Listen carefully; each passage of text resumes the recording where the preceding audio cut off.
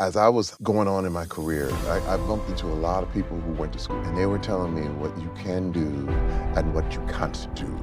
It's like, I mean, it was weird because here I am acting with people who've been to these very prestigious schools, and they were like, no, we don't do that. And I was like, I do.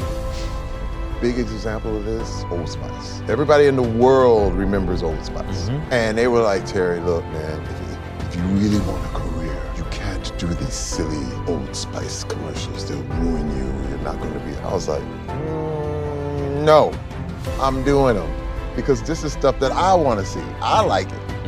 I thought it was amazing. The first time it came out, man, it was, my abs were talking. You know, it was like power. I'm kicking over buildings, going crazy. I'm peck popping. They were like, actors don't do this. I was like, well, I do. It 10 years.